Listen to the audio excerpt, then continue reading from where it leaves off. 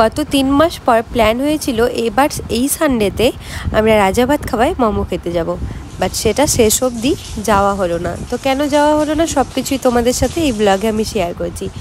So high সবাইকে, তোমাদের সাথে আজকে একটা নতুন ব্লগ শেয়ার করছি। যদি ভালো লাগে অবশ্যই কিন্তু ব্লগটা লাস্ট অবধি দেখো অ্যান্ড লাইক করে দিও।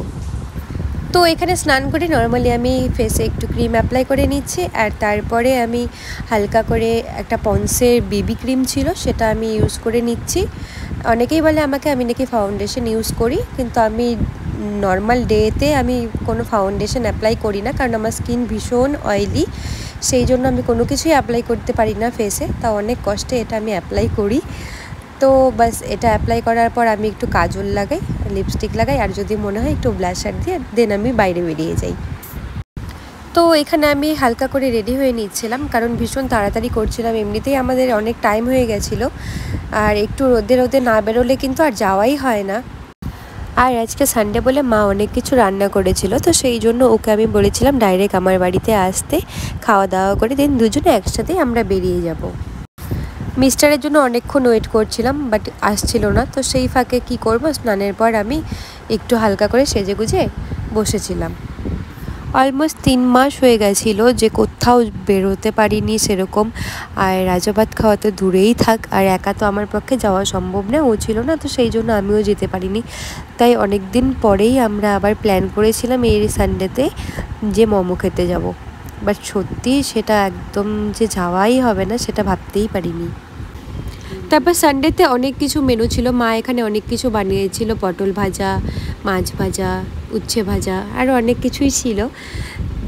তারপর ও চলে আসে আমাদের বাড়িতে লাঞ্চের জন্য, অ্যান্ড দেরি না করে ওকে লাঞ্চটা সার্ভ করে দিই, আর সাথে আমিও বসে যাই খেতে, কারণ ভেবেছিলাম খুব তাড়াতাড়ি বেরোবো, তো সেই জন্যই তাড়াহুড়ো করছিলাম দুজনেই। তারপরে ও আমাকে বললো তুমিও বসে যাও, লেট করো না, তাড়াতাড়ি বেরোতে হবে। অলরেডি 4:30টার উপরে বেজে গিয়েছিলো, তো সেই জন্য এখানে আমি তাড়াতাড়ি খেতে বসে গিয়েছি। আর এখানে আমার সাথে আমার বোনও বসে গিয়েছিল, কারণ আমি যখনই খাবো ও আমার সাথে বসেই খায়, ও একা একদমই খায় না। তো তাই ওকে এখানে আমি খাইয়ে দিচ্ছিলাম, আর সাথে আমিও তাড়াতাড়ি খাওয়ার চেষ্টা করছিলাম। বাট এখানে দেখো অলমোস্ট টাইমটা তোমরা দেখতে পারবে ফোনে, 4:12 বেজে গেছিলো, আর সব করতে করতে আমাদের অনেকটা লেট হয়ে যায়। আর খেতে খেতে আরেকটা কথা মনে পড়ে, যেই জন্য আমাদের নাকি যাওয়াটা ক্যান্সেল হয়, সেটা হচ্ছে আমার অনেকগুলো জিনিস আনা ছিল, তো সেই জিনিসগুলো আমাকে রিটার্ন করতে হতো। আর রিটার্নের টাইম হচ্ছে এখন যেহেতু দুর্গা পূজা, তাই দুপুরের মধ্যে ওরা রিটার্ন করতে বলে, সন্ধ্যার মধ্যে গেলে কিন্তু ওরা রিটার্ন বা এক্সচেঞ্জ কোনো কিছুই ওরা করে দেয় না। তো সেই জন্য ফট করে মনে পড়ে, আর কয়েকদিন পরে গেলে হয়তো আমার আর রিটার্নটা হতো না। তো সেই জন্য আমি ওকে বললাম, ও বললো ঠিক আছে কোনো ব্যাপার না, রাজাভাত খাওয়ায় অন্যদিন না হয় যাওয়াই যাবে, চলো আগে তোমার এই কাজটা করে নিই আর রিটার্নটা দিয়ে আসি।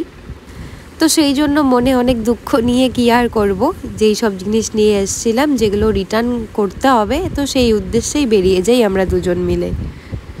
আমার একটু মনটা খারাপ হয়েছিল যে এতদিন পরেও আমরা প্ল্যান করেও সেই প্ল্যানটা সাকসেসফুল হলো না, বাট ঠিক আছে কোনো ব্যাপার না, সে তো যাওয়াই যাবে। কিন্তু মোমোটা খাওয়ার ইচ্ছা করেছিল, সেটা কিভাবে বাদ দেওয়া যায়, তো সেইটা আমরা মোমোটা খেয়েই আমরা তারপর বাড়ি চলে আসি।